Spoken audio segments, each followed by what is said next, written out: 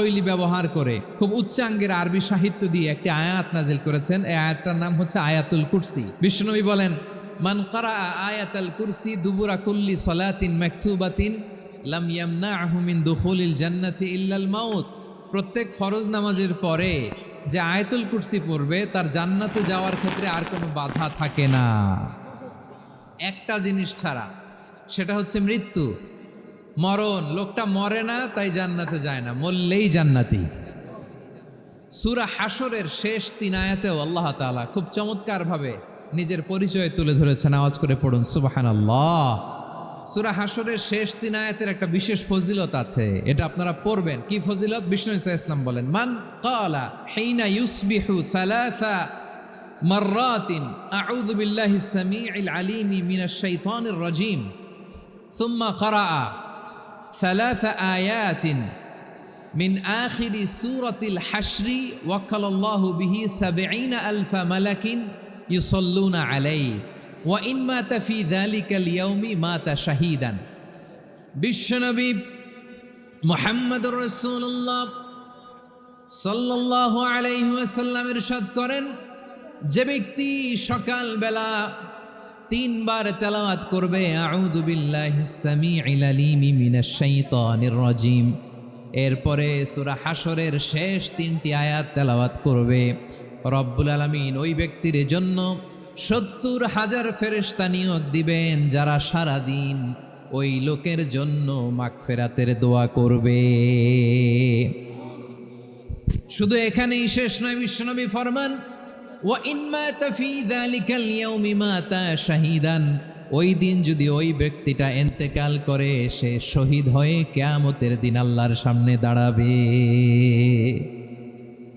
সকালবেলা যদি পড়েন 3 বার আউযু বিল্লাহিস সামিউল আলিম মিনাশ শাইতানির রাজীম 3 বার পড়ে সূরা হাশরের শেষ 3 আয়াত যদি তেলাওয়াত করেন, তাহলে আপনার জন্য আল্লাহ তাআলা 70,000 ফেরেশতা নিয়োগ করবে। সারা দিন তারা আপনার জন্য মাগফিরাতের দোয়া করবে, আর ওই দিন ইন্তেকাল করলে আল্লাহ তাআলা শহীদ হিসেবে আপনাকে কিয়ামতের দিন দাঁড় করাবে। আবার সন্ধ্যাবেলায় যদি পড়েন, সারা রাতের জন্য 70,000 ফেরেশতা মাগফিরাতের দোয়া করবে। ওই রাতে মারা গেলে শাহাদাতের মৃত্যু নসিব হয়ে যাবে। আযকারুস সাবাহি ওয়াল মাসা, সকাল সন্ধ্যার যে জিকির, এই জিকিরের অন্তর্ভুক্ত করে নেবেন এই ওয়াজিফাটা। যে হাদিসটা বর্ণনা করলাম সুনানে তিরমিজির হাদিস, যদিও হাদিসটা সনদের দিক থেকে দাঈফ, কিন্তু মুহাদ্দিসিন একরাম বলেছেন যেহেতু এটা ফাজাইলুল আমালের হাদিস, এটা পড়ার ক্ষেত্রে কোনো নিষেধাজ্ঞা নাই, এটা পড়া যাবে। সো সকাল সন্ধ্যা যদি সুযোগ হয় এই ওয়াজিফাটা যেন আমরা পড়ি। এই 3টি আয়াতের ভেতরে আল্লাহ তাআলা তার 14টি গুণবাচক নাম উল্লেখ করে দিয়েছেন, চমৎকার চমৎকার নাম। যে নামগুলো যদি আমরা আজকে পড়ি, শুনি, জানি, আল্লাহ তাআলা সম্পর্কে ব্যাপক ধারণা, ইনডেপথ, আমার রব সম্পর্কে ইনডেপথ নলেজ নিয়ে আজকে আমরা ফিরতে পারবো ইনশাআল্লাহ। বলেন সবাই। আসুন আমরা আল্লাহ তাআলার এই চমৎকার চমৎকার 14টি নামের ব্যাখ্যা বিশ্লেষণ আজকের এই তাফসীর ময়দান থেকে জানি। প্রিয় ভাইয়েরা, আল্লাহর অনেক সুন্দর সুন্দর নাম আছে, আমাদের উচিত এই নামগুলো দিয়ে আল্লাহকে ডাকা। সম্মানিত ভাইয়েরা, আল্লাহ তাআলার চমৎকার চমৎকার অনেক নাম আছে যেগুলো আল্লাহ তাআলা কোরআনে উল্লেখ করেছেন। আল্লাহর আসল নাম হচ্ছে আল্লাহ। আসল নাম কি? আল্লাহ তাআলার আসল নাম হচ্ছে আল্লাহ। আওয়াজ করে বলেন, এর চেয়ে সুন্দর নাম আর আছে? আল্লাহ নাম যতই জপি ততই মধুর লাগে, নামে এত জাদু থাকে কে জানি তো আগে। আল্লাহ নাম যতই জপি, ও নাম জপে প্রিয়তম, ও নাম জপে মজনু সম, ওই নামে পাপিয়া গাহে হৃদয় গোলাপে বাগে। আল্লাহ নাম যতই জপি, আল্লাহু আকবার। এত মধুর নাম আর দ্বিতীয়টা নাই, যতই জপি ততই ভাল লাগে, ঠিক কিনা বলেন? এজন্য রব্বুল আলামিন বলেন, ওয়ালিল্লাহিল আসমাউল হুসনা ফাদউহু বিহা ওয়া যারুল্লাযীনা ইউলহিদুনা ফি আসমাই সায়ুজজাউনা মা কানু ইয়ামালুন।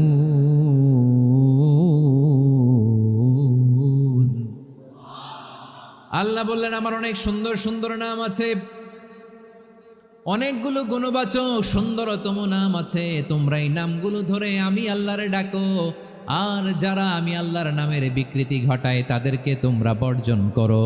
আর তারা দুনিয়াতে যা করেছে আখিরাতের ফল তারা ঠিকই পাবে। সুবহানাল্লাহ বলো। আল্লাহর অনেক সুন্দর সুন্দর নাম আছে, এগুলো ধরে ডাকতে বলা হয়েছে। আর যারা আল্লাহর নামের বিকৃতি করে তাদেরকে বর্জন করতে বলা হয়েছে। আপনি আল্লাহর নামের জিকির যখন করবেন, আপনি আমার আল্লাহর নামের বিকৃতি করতে পারবেন?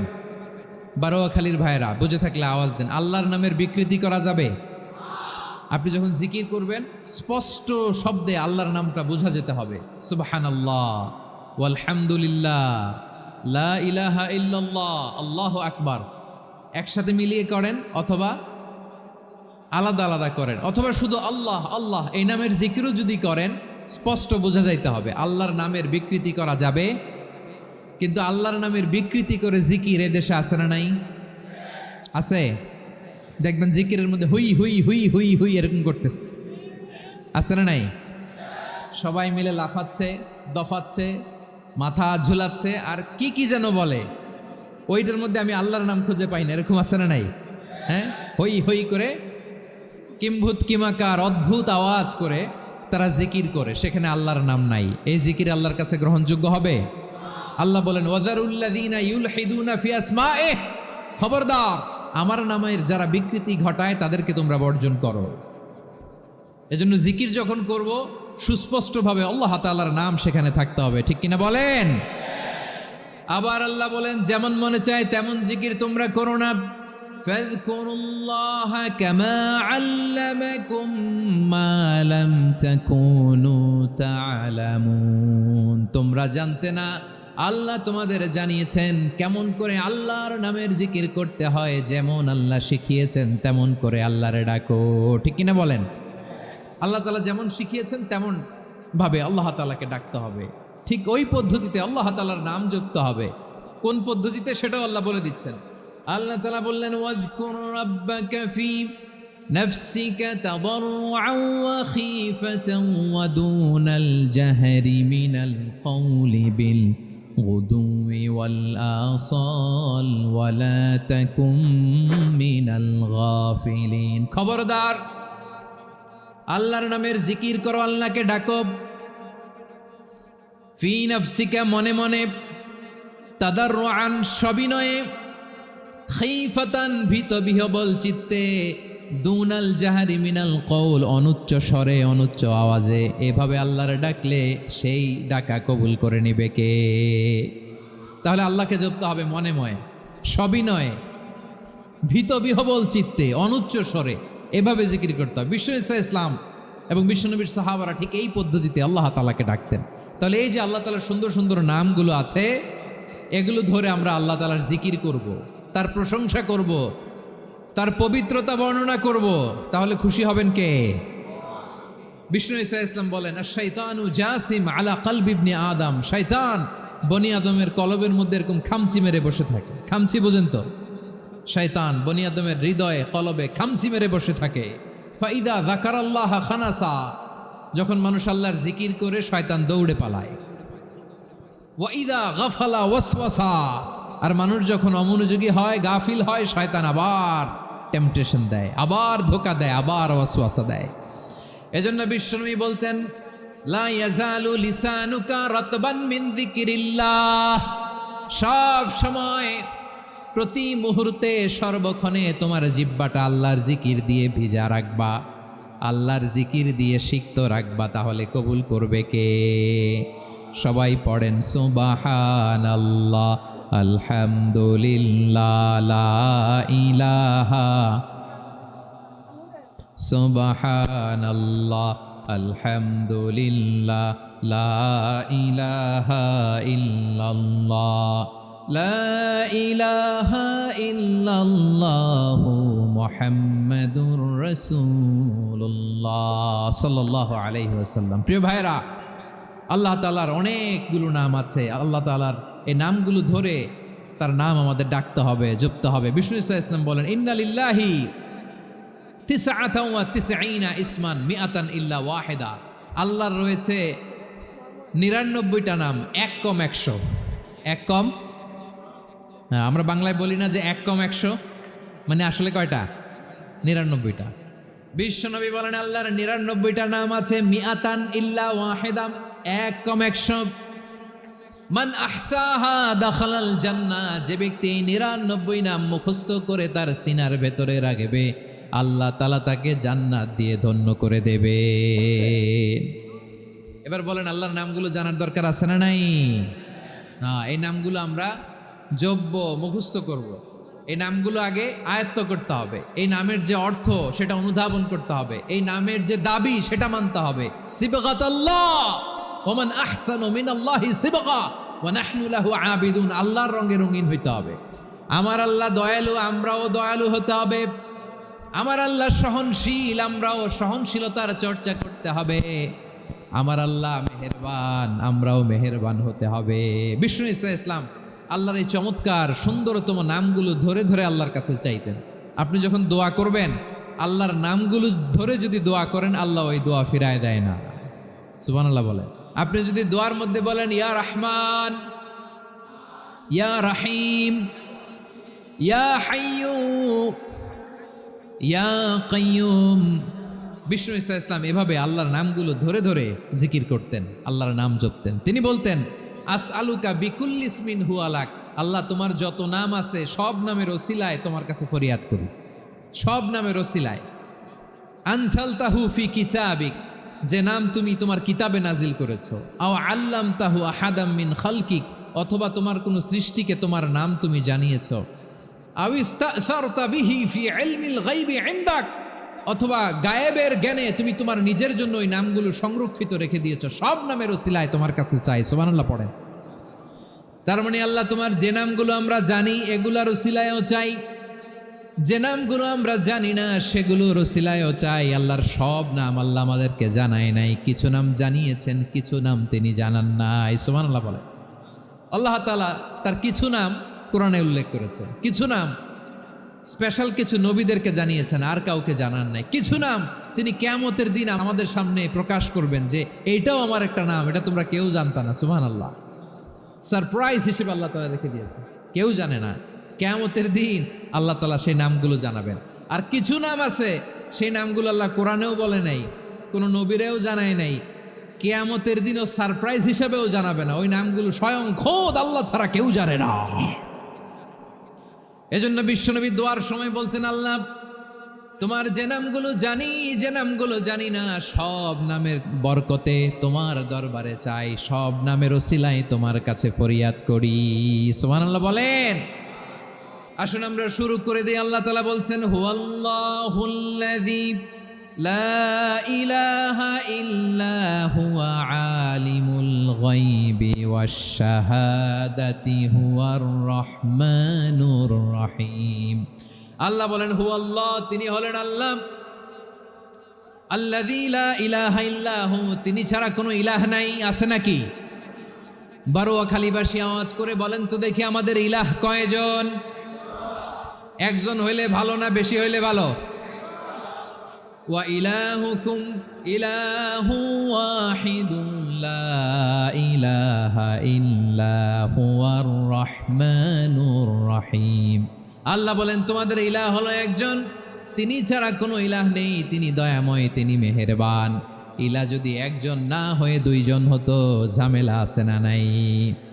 লাউ কানা ফীহিমা আলিহাতুন ইল্লাল্লাহু লাফাসাদাতা, আকাশ এবং জমিনের মধ্যে ইলাহ একজন না হয়ে যদি মাত্র দুইজন হতো, আকাশ জমিন ভেঙে খান খান হয়ে যেত।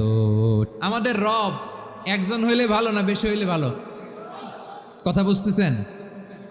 আরে একজনের তো মন জোগায় চলতে পারি না, ঠিক কিনা? হ্যাঁ, একজন, তিনি যে আদেশগুলো দিয়েছেন আমাদের দুর্বলতার কারণে আমরা তো পারি না। যদি 10 জন হইতো, ওই 10 জনের হ্যাপি করতে পারতাম, তাদেরকে স্যাটিসফাই করা যেত এত সহজে। 10 জনের 10 নিয়ম থাকতো। একজন বলতো আমার সেজদা দিবি সকালে, আরেকজন বলবে আমার জন্য নামাজ পড়বি 3 বার, আরেকজন বলবে আমার জন্য যাকাত দিবি এতবার, আরেকজন বলতো আমার জন্য কুরবানি দিবা এতবার। তাহলে আমাদের জন্য কঠিন হয়ে যেত, ঠিক কিনা? যদি ইলাহ একজন না হয় একাধিক হতো, একজন বলতো না আমি মহাবিশ্ব এভাবে চালাবো, আরেকজন বলতো না আমার মন চায় এভাবে, আমি এভাবে চালাবো, একজন বলতো সূর্য আমি পূর্ব দিকে উঠাবো, আরেকজন বলতো না আমি দক্ষিণ দিকে উঠাবো, আরেকজন বলবে না আমি উত্তর দিকে উঠাবো। এরকম আছে না নাই? ঝামেলা লেগে যেত। এজন্য বেশি রব হইলে আমাদের জন্য ঝামেলা, খোদা বেশি হইলে আমাদের লস। একজন হওয়াতে আমরা বেঁচে গেছি। এজন্য আল্লাহ বলেন লা ইলাহা ইল্লাহু, তিনি ছাড়া তোমাদের কোনো ইলাহ নাই, তিনি একজন। লা ইলাহা ইল্লাহু আলিমুল গায়বি ওয়াশ শাহাদা, তিনি প্রকাশ্যেরও মালিক অপ্রকাশ্যেরও মালিক। তিনি যেটা ওপেন এটাও জানেন, যেটা গোপন সিক্রেট ওইটাও জানেন। আলিমুল গায়বি ওয়াশ শাহাদা, তিনি গায়েবের মালিক, গায়েবের জ্ঞানী, যেটা দেখা যায় না, অদৃশ্য, জানা নাই, এটাও তিনি জানেন। এগুলো জানতে তার কোনো মাধ্যমের প্রয়োজন হয় না। অতীতে কি হয়েছে, বর্তমানে কি চলছে, ভবিষ্যতে কি হবে, সব তার জ্ঞানের ভেতরে আছে না নাই? এজন্য আল্লাহ বললেন আলিমুল গায়বি ওয়াশ শাহাদা, তিনি গায়েবের জ্ঞান রাখেন, তিনি দৃশ্য জগতের জ্ঞান রাখেন, তিনি প্রকাশ্য জগতের জ্ঞান রাখেন, তিনি গোপন জগতের জ্ঞান রাখেন। তার কাছে কোনো কিছু গোপন নাই, ঠিক কিনা বলেন? হুয়ার রহমানুর রহিম, তিনি হলেন দয়াময়, তিনি হলেন মেহেরবান। এই যে শুরু হলো 14 নামের প্রথম দুইটা, আর রহমান আর রাহিম। হুয়ার রহমানুর রাহিম, তিনি হলেন the most gracious, the most merciful, তিনি দয়াময়, তিনি অতিশয় মেহেরবান। সুবহানাল্লাহ বলেন। তার দয়ার কোনো শেষ নাই, তার মায়ার কোনো শেষ নাই। আল্লাহ, তাহলে 14টা নামের মধ্যে কয়টা পাইলাম? একটা কি? আর রহমান। বারোয়াখালীবাসী বুঝে থাকলে আওয়াজ করে বলেন, প্রথমটা কি?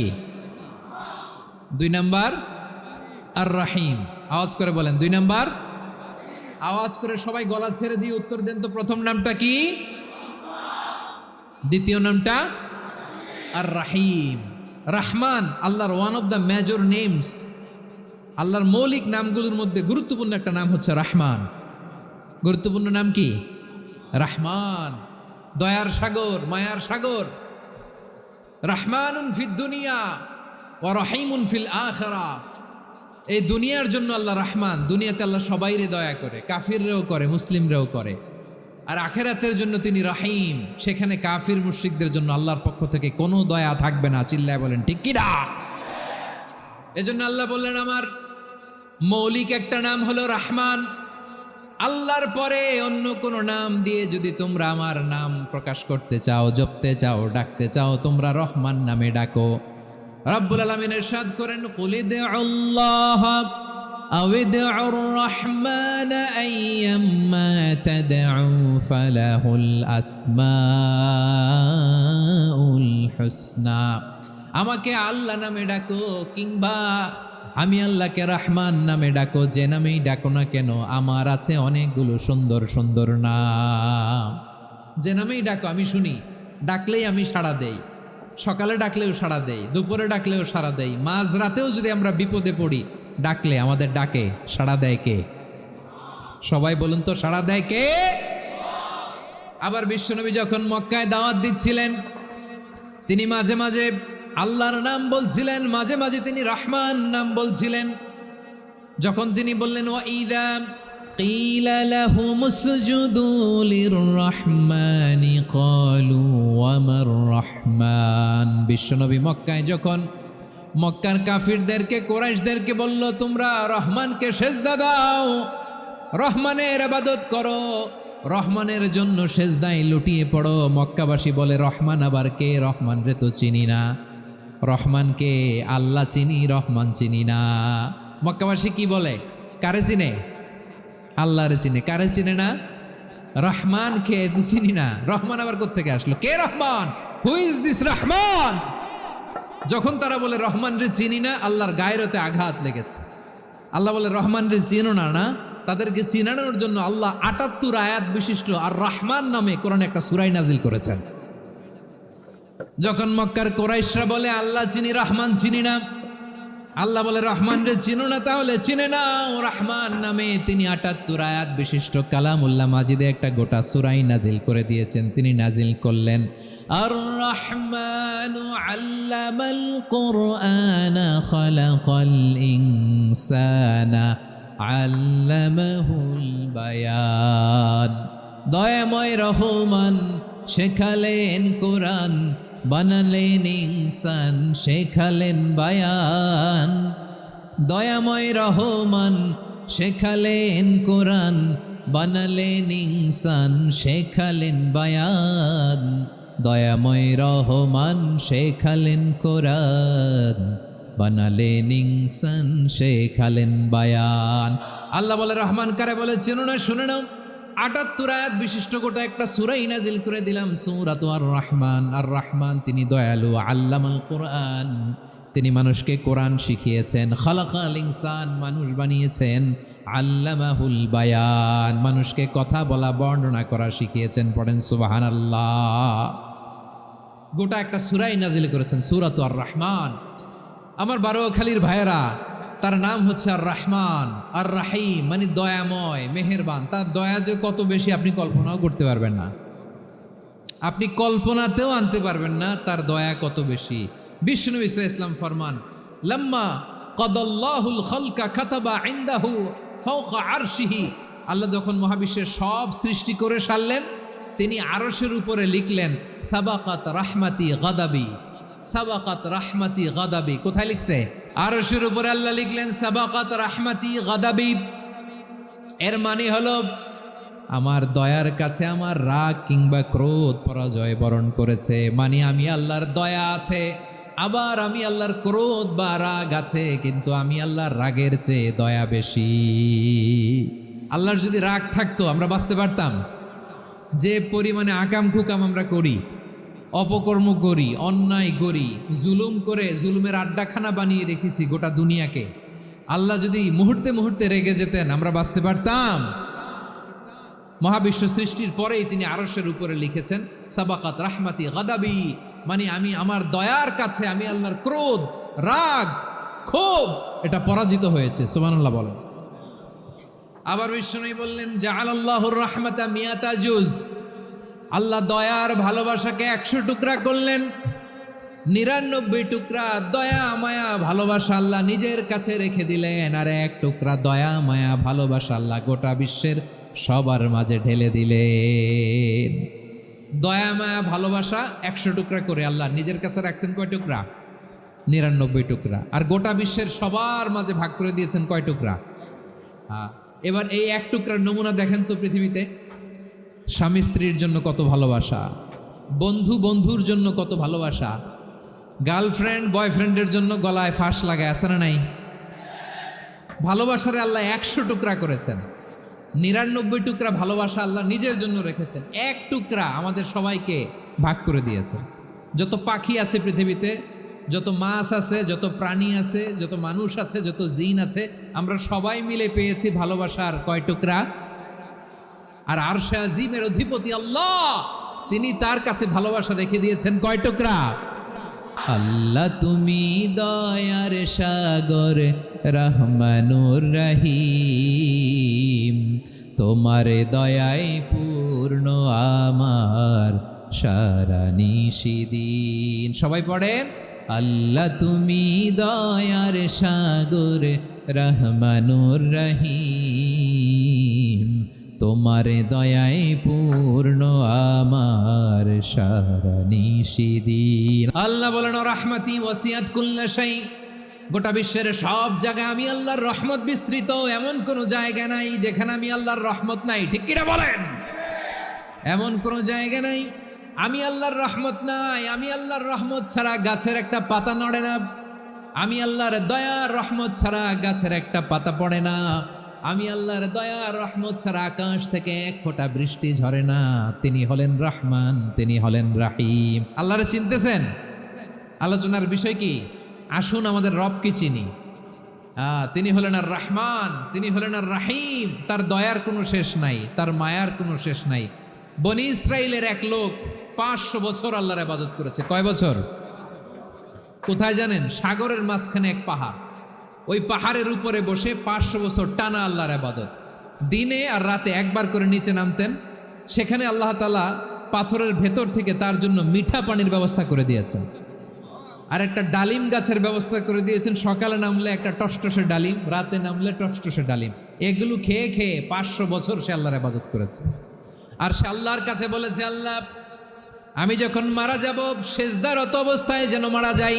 ঠিকই আল্লাহ সেজদারত অবস্থায় সাইয়েদনা আজরাইলকে পাঠিয়ে দিলেন। সেজদারত অবস্থায় লোকটা মারা গেল। 500 বছর ইবাদতের পরে আল্লাহর দরবারে কিয়ামতের কঠিন ময়দানে যখন লোকটা হাজির হয়ে যাবে, আল্লাহ বলবেন, আদখিলু আবদি আল জান্নাতা বিরহমাতি, আমার বান্দাকে আমার দয়া আমার ভালোবাসা দিয়ে জান্নাতে ঢুকায়া দাও। 500 বছর ইবাদত করছে তো আমার দয়ায় আমার বান্দারে জান্নাত দাও। এই বান্দা বলে, বালবি আমালি, আল্লাহ তোমার দয়া লাগবে কেন? আমি আমার আমল দিয়ে জান্নাতে যেতে চাই। কি দিয়ে? আমল দিয়ে। আল্লাহ বলছে, আমার দয়ায় আমার বান্দারে জান্নাতে নিয়ে যাও ফেরেশতারা। এ বলে, আল্লাহ তোমার দয়া লাগবে কেন? সেজদা তো কম দেই নাই, জিকির করতে করতে 500 বছর শেষ করে দিলাম, আবার তোমার দয়া লাগবে? আমি তো আবার আমলেই জান্নাতে যেতে পারি। আল্লাহ বলবেন, তাই ঠিক আছে, আমি চাইলাম দয়া দিয়ে জান্নাত দিব, তুমি চাইলে আমল দিয়ে ঢুকবা, ঠিক আছে, তোমার আমল আর আমার যে দয়া দুইটার একটু মাপ দেই। তোমার 500 বছরের ইবাদত এক পাল্লায় রাখো। আর আল্লাহ বললেন, আমি যে দয়া করে এই দুনিয়ার নাজ নেয়ামত বিউটি সৌন্দর্য দেখার জন্য তোমার দুটা চোখ দিয়েছিলাম, দুটা নয় একটা চোখ আরেক পাল্লায় রাখো। রাখা হবে, দেখা যাবে ওই 500 বছরের ইবাদত হালকা হয়েছে, আর মুহূর্তের মধ্যে আল্লাহর দেয়া একটা চোখের নেয়ামত ভারী হয়ে গিয়েছে। আল্লাহ বলবেন, তোমার কথা মতো মাপ দেয়া হলো, এবার ফলাফল দেখো, হিসাব বলে তুমি এখন জাহান্নামে যাবা। Go to the hell fire, যাও এবার জাহান্নামে যাও। মাপ জোখে যখন আসছো আমার সাথে হিসাব ক্যালকুলেশন, যাও তুমি এবার জাহান্নামে যাবা। এবার লোকটা কাচুমাচু করে বলে, আল্লাহ আমি বুঝি নাই, আল্লাহ আমি বুঝতে পারি নাই, খেয়াল করি নাই, তুমি আমারে ক্ষমা করো, তুমি আমারে মাফ করো। ও আল্লাহ, এবার আমি টের পেয়েছি, এবার আমি বুঝতে পেরেছি, তোমার দয়া ছাড়া দুনিয়ায় কেউ জান্নাতে যেতে পারবে না, কেউ পারবে না। আল্লাহ বললেন, ওরে গোলাম, তুই তো কিছুই ছিলি না, অস্তিত্বহীনতা থেকে তোরে অস্তিত্বে আনলো কে? ওই ছোট্ট শুক্রাণু থেকে মায়ের পেটে 9 মাস ধরে খাবার দিয়েছে কে? আবার সুস্থতার সাথে দুনিয়ার বুকে তোরে ডেলিভারির ব্যবস্থা করে দিল কে? আবার তোর মায়ের বুকের ভেতরে 2টা খাবারের লাইনের ব্যবস্থা করে দিল কে? আবার তোকে শৈশব পেরিয়ে কৈশোর পেরিয়ে তারুণ্য, তারপরে যৌবন, এগুলো দান করলো কে? তার চেয়েও বড় কথা, পাহাড়ের মাঝখানে সাগরের মাঝখানে 500 বছর ইবাদত করার শক্তি তোর গায়ে দিয়েছে কে?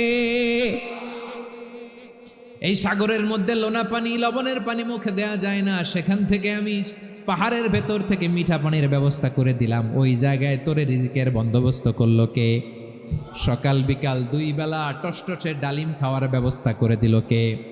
তোর আবদার ছিল, আল্লাহ আপনি আমার সেজদারত অবস্থায় রুহু কবজ করবেন, তোর শেষ আবদারটাও পূরণ করেছে কে? ও গোলাম, আমার রহমতের তুলনায়, আমার নেয়ামতের তুলনায় তোর 500 বছরের ইবাদতের কোনো ওজনই হবে না। গোটা বিশ্বের কেউ কোনোদিন আমার জান্নাতে ঢুকতে পারবে না আমি আল্লাহর দয়া ছাড়া। হুয়ার রহমানুর রহিম, তিনি দয়াময়, তিনি মেহেরবান।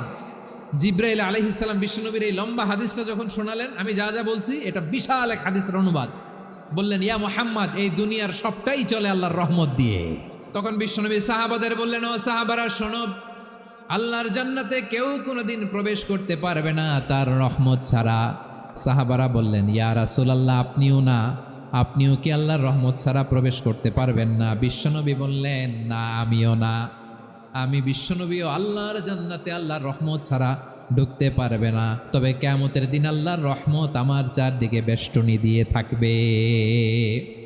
আল্লাহ নিজের পরিচয় দিয়ে বললেন, আলিমুল গায়বি ওয়াশ শাহাদাতি হুয়ার রহমানুর রহিম, আমি হলাম রহমান, আমি রাহিম। আল্লাহরে চিনছেন?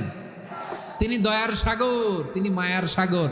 তার দয়ার সাগর যে কত বড় আপনার কল্পনাতেও নাই। এজন্য আপনার পাপ যত বড় হোক, অন্যায় যত বড় হোক, অপরাধ যত বড় হোক, আপনার জুলুম যত বড় হোক, আল্লাহর রহমান নামের দরিয়া তার চাইতেও বড়। আল্লাহ বলেন খুলিয়া ইবাদিয়াল্লাযীনা আসরাফু আলা আনফুসিহিম লা তাকনাতু মির রাহমাতিল্লাহ ইন্নাল্লাহা ইয়াগফিরুয যুনুবা জামিআ ইন্নাহু হুয়াল গফুরুর রহিম। ও আমার গুনাহগার বান্দারা শোনো, জুলুম করেছো, ভুল করেছো, অন্যায় করেছো, আল্লাহর রহমত থেকে নিরাশ হয়ো না। আমরা বিশ্বাসীরা কশিনকালে আল্লাহর রহমত থেকে নিরাশ হব না। ভুল করে ফেলছেন, আরে ভুল তো সবাই করে। পাপ হয়েছে, আরে পাপ তো সবার আছে, আপনারা সবাই পাপী, সবাই পাপী। যত পাপ হোক, ভুল হোক, অন্যায় হোক, অনুতপ্ত হয়ে তওবা করে ওযু করে জায়নামাজটা বিছিয়ে সেজদা দিয়ে চোখের পানি ছাড়েন। চোখের বেয়ে পড়া পানি আল্লাহর কাছে যে কত প্রিয়। অনুতপ্ত বান্দার চোখের পানির ফোঁটা তার চোখ বেয়ে, নাকের ডগা বেয়ে জমিনে ড্রপ করার আগেই আল্লাহর ওই বান্দার সব গুনাহ মাফ করে দেয়। আল্লাহ বললেন আমি রহমানুর রহিম, আমি দয়াময়, আমি মেহেরবান। এরপর আল্লাহ বললেন হুয়াল্লাহুল্লাযী লা ইলাহা ইল্লা হুয়াল মালিকুল কুদ্দুসুস সালামুল মুমিন।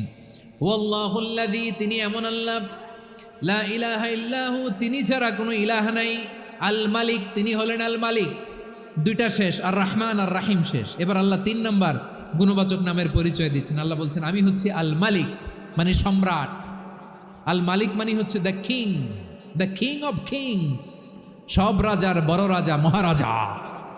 তার চেয়ে বড় রাজা আর কেউ নাই, তার চেয়ে বড় সম্রাট আর কেউ নাই, তার চেয়ে বড় ক্ষমতাধর সত্তা মহাবিশ্বে দ্বিতীয় কেউ নাই। চিৎকার করে বলেন ঠিক কিনা? তিনি আল মালিক।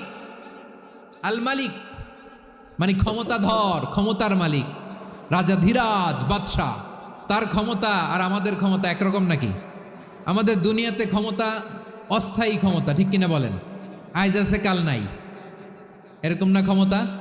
আল্লাহর ক্ষমতাও তো এরকম না, আইজ আছে কাল নাই এরকম। দুনিয়াতে দেখবেন কোন দেশের প্রেসিডেন্টের 4 বছরের ক্ষমতার মেয়াদ, কোন দেশে 5 বছরের। আল্লাহর কয় বছরের? 10 বছরের নাকি 20 বছর, 100 বছর? আল্লাহর ক্ষমতার মেয়াদ কতদিন বলেন? চিরকাল তার ক্ষমতার মেয়াদ। চিল্লায় বলেন ঠিক কিনা? নিরঙ্কুশ ক্ষমতা, একচ্ছত্র ক্ষমতা বলতে যা বুঝায়, এই ক্ষমতা একমাত্র আল্লাহরই আছে। আমাদের ক্ষমতার জন্য আমরা ডিপেন্ড করতে হয়, ওর ডিপেন্ড লাগে, ওই জনমত নেওয়া লাগে, ওই জনগণের কাছে যাওয়া লাগে, ভোট চাওয়া লাগে। এরা ভোট দিলে এরপরে আমরা আসবো, ঠিক কিনা? আবার জনগণ না চাইলে আমরা নাই। আল্লাহর ক্ষমতা কি এরকম? আবার দেখবেন দুনিয়াতে ক্ষমতায় যাওয়ার জন্য জোট করা লাগে, জোট। জোটের রাজনীতি আছে না নাই? জোট হয়, শরিক হয়, এই হয়, সেই হয়, নানাভাবে দুনিয়াতে ক্ষমতায় আসতে হয়। আল্লাহ বলে আমার ক্ষমতার জন্য কারো উপর বিন্দু পরিমাণ আমার ডিপেন্ড করা লাগে না। সৃষ্টির শুরু থেকে আমি ক্ষমতার চেয়ারে বসা, মহাবিশ্বের শেষ পর্যন্ত, সীমাহীন ভবিষ্যৎ পর্যন্ত আমি ক্ষমতার চেয়ারে থাকবো। আমি হলাম আল মালিক। আমার ক্ষমতার কোনো কমতি নাই, কোনো ঘাটতি নাই। কেউ আমার ক্ষমতা থেকে নামাতে পারবে না। পারা যাবে? এই যে আমরা ফ্যাসিস্ট সরকারের যে আপনারা নামাই দিছেন গণ অভ্যুত্থান করে, মনে আছে? 5ই আগস্টের কথা ভুলে গেছেন এত তাড়াতাড়ি? আছে। তা আমরা সবাই মিলে যদি একটা গণ অভ্যুত্থান করি, তাইলেই তো আল্লাহর ক্ষমতার চেয়ার থেকে নামায় ফেলানো যায়। হ্যাঁ, যাবে না? পারবো না আমরা? কি বলে, পারা যাবে না? আচ্ছা, আমরা না হয় পারলাম না, জিন জাতি যদি আমাদের সাথে জয়েন করে, ম্যানকাইন্ডের সাথে জিনকাইন্ড, ইফ দে জয়েন আস, সবাই মিলে একটা গণ অভ্যুত্থান, রেভলিউশন, ডেমনস্ট্রেশন, প্রোটেস্ট, সবাই মিলে যদি একটা অভ্যুত্থান করি, তাইলেই তো আল্লাহর ক্ষমতা শেষ। আল্লাহ বলেন না, আমি হলাম আল মালিক, আসল ক্ষমতার মালিক, the king of kings, the owner of ultimate power, the owner of ultimate authority, the owner of ultimate sovereignty, নিরঙ্কুশ একচ্ছত্র ক্ষমতার মালিক হচ্ছি আমি আল্লাহ। আল্লাহ তাআলা সূরা মুলকের শুরুতে বলছেন তাবারাকাল্লাযী বিয়াদিহিল মুলকু ওয়া হুয়া আলা কুল্লি শাইইন কাদির। মহিমান্বিত সত্তা, যার হাতে ক্ষমতা, তিনি যা চান তাই করতে পারেন। আওয়াজ করে বলেন তো তিনি কে?